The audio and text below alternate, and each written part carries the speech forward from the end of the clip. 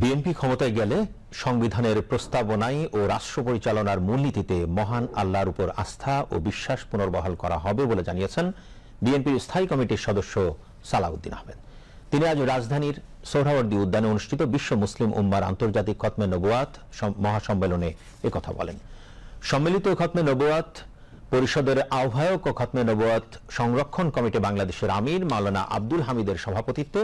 ধর্মীয় এ সম্মেলনে যোগ দেন পাকিস্তান ন্যাশনাল অ্যাসেম্বলি সদস্য ও জমিয়তে ওলামায়ে ইসলাম পাকিস্তানের সভাপতি মাওলানা ফজলুর রহমান, দারুল উলুম দেওবন্দ ভারতের প্রিন্সিপাল মুফতি আবুল কাশেম নোমানী, জমিয়তে ওলামায়ে হিন্দ ভারতের সভাপতি মাওলানা মাহমুদ মাদানী, হেফাজতে ইসলাম বাংলাদেশের আমির মাওলানা শাহ মুহিবুল্লাহ বাবুনগরী, জামাতের সহকারী সেক্রেটারি জেনারেল রফিকুল ইসলাম খান, দারুল উলুম মঈনুল ইসলাম হাটহাজারীর প্রিন্সিপাল মাওলানা খলিল আহমেদ কুরাইশি, আল হাইয়াতুল উলিয়া ও বেফাকুল মাদারিসিল আরাবিয়া বাংলাদেশের চেয়ারম্যান মাওলানা মাহমুদুল হাসান, ইসলামী আন্দোলন বাংলাদেশের আমির মুফতি সৈয়দ মোহাম্মদ রেজাউল করিম, বাইতুল মোকাররম জাতীয় মসজিদের খতিব মুফতি মোহাম্মদ আব্দুল মালেক, বাংলাদেশ খেলাফত মজলিসের আমির মাওলানা মামুনুল হক সহ বিশ্ববরেণ্য আলেম ওলামারা বক্তব্য রাখেন।